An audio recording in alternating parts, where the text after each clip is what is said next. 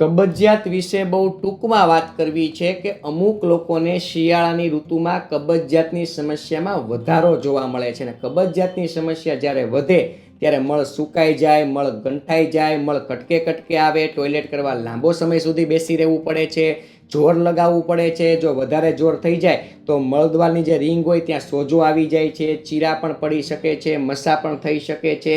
આવા અનેક પ્રોબ્લેમમાં આપણે ઘેરાઈ જઈએ છીએ અને કબજિયાત છે ને તે નાના મોટા અનેક શારીરિક પ્રોબ્લેમો પણ ઊભા કરે છે, જેમ કે થાક, નબળાઈ, અરુચિ, બેચેની, મંદાગ્નિ, અકાળે વાળ ખરવા, પેટમાં ગેસ થઈ જવો, વાયુપિત્તની સમસ્યા થઈ જવી, પછી ક્યાંય મૂળ ન લાગવું, પેટ ભર્યું ભર્યું લાગવું. આવા અનેક નાના મોટા પ્રોબ્લેમ કબજિયાત ઊભા કરે છે. તો આ કબજિયાતની સમસ્યાનું નિવારણ અવશ્ય થવું જ જોઈએ. તો સૌ પ્રથમ કારણ સમજીએ કે શિયાળામાં આપણે શું ભૂલ કરી બેસીએ છીએ કે જેને કારણે કબજિયાત આપણા શરીરમાં ઘર કરી જાય છે. તો સૌ પ્રથમ શિયાળામાં કડકડતી ઠંડીનો જ્યારે આપણા શરીરને અહેસાસ થશે અને આપણું શરીર જ્યારે સહન નહીં કરી શકે, આ તો બધું તાસીર ઉપર ડિપેન્ડ છે, પરંતુ અમુક લોકો એનું શરીર આ જો ઠંડી સહન ન કરી શકે તો એને વાયુ પ્રકૃતિમાં વધારો થાય છે અને આપણા શરીરમાં વાયુ પ્રકૃતિ, વાયુની સમસ્યા વધે એટલે આંતરડામાં સ્થિત જે મળ છે એનો જલ્યાંશ છે તે ધીરે ધીરે સુકાતો જણાય, એટલે કે પાણીનો ભાગ છે તે ધીરે ધીરે સુકાતો જણાય અને પાણીનો ભાગ સુકાઈ જાય એટલે સ્વાભાવિક છે મળ સુકાઈ જવાનો, મળ ગંઠાઈ જવાનો, મળ જાડો થઈ જવાનો, કટકે કટકે આવવાનો, આ બધી સમસ્યાઓ ત્યાંથી ઉત્પન્ન થાય છે. એટલે સૌ પ્રથમ કારણ આ. બીજું કારણ કે શિયાળામાં ઠંડીમાં મોટા ભાગના લોકો પાણી પીવાનું જોર ઘટાડી દે, એટલે શરીર ઈચ્છે એટલું પાણી પીવું જોઈએ, શરીરને જરૂરિયાત છે એટલું પાણી પીવું જોઈએ, પરંતુ એનાથી પણ તમે ઓછું પાણી પીવો ને તો પણ આપણું શરીર ડિહાઇડ્રેશનનો શિકાર થાય, આપણા શરીરમાં થાક લાગે, નબળાઈ લાગે, બગાસા આવે, ક્યાંય કામ કરવાની ઈચ્છા ન થાય, અરુચિ, બેચેની, મંદાગ્નિ, આ બધા પ્રોબ્લેમ તો થવાના જ છે. પરંતુ ઓછું પાણી પીવો ને તો મળનો જે જલ્યાંશ છે એમાં પણ તમને ફેરફાર જોવા મળે, કેમ કે મળ છે એનો જલ્યાંશ છે તે યથાવત સ્થિતિમાં રહે પાણીનો ભાગ, તો સ્વાભાવિક છે તમને રેચ આવવાનો છે, મળ સરકી જવાનો છે, મળ ઢીલો રહેવાનો છે, મળ નરમ રહેવાનો છે. પરંતુ પાણીનો ભાગ આપણા શરીરમાં ઘટે એટલે મળનો જલ્યાંશ ઘટે અને મળનો જલ્યાંશ ઘટે એટલે કબજિયાતની સમસ્યા ત્યાંથી ઊભી થાય છે. મળ ગંઠાઈ જાય, મળ સુકાઈ જાય, મળના ગઠ્ઠા થઈ જાય, લાંબો સમય સુધી બેસી રહેવું પડે, આ બધી સમસ્યાઓ ત્યાંથી ઉત્પન્ન થાય છે. એટલે આ આપણી બીજી સમસ્યા ગણો કે બીજી ભૂલ ગણો. હવે આનું નિવારણ શું કરી શકાય છે?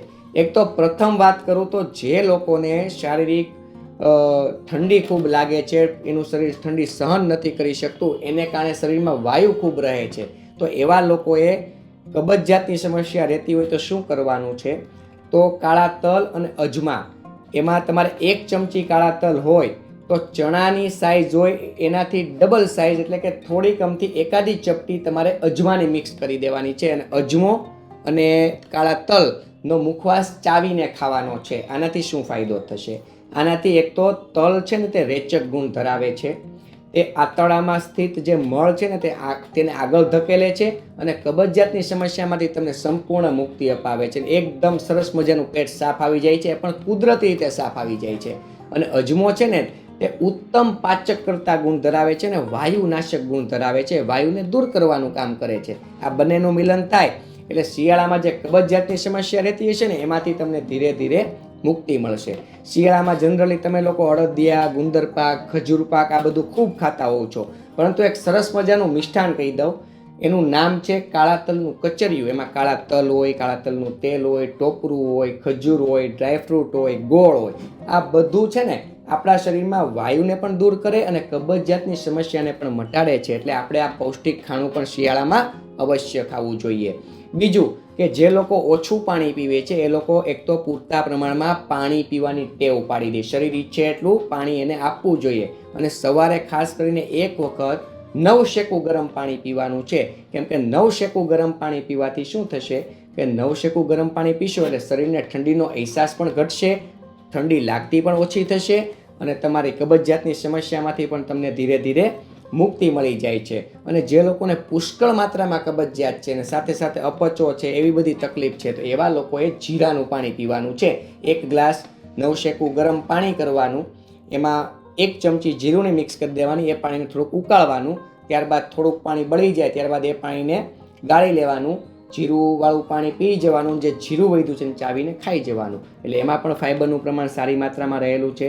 એટલે કબજિયાતની સમસ્યામાંથી તમને ધીરે ધીરે મુક્તિ મળશે. અને શિયાળામાં ખાસ કરીને લીલોતરી શાકભાજી પણ ખાવાનું જોર રાખજો, કેમ કે લીલા પાંદડાવાળા શાકભાજી, લીલોતરી શાકભાજીમાં ફાઇબર સારી માત્રામાં હોય, જે કબજિયાતની સમસ્યાને તમને ધીરે ધીરે મટાડી આપે છે.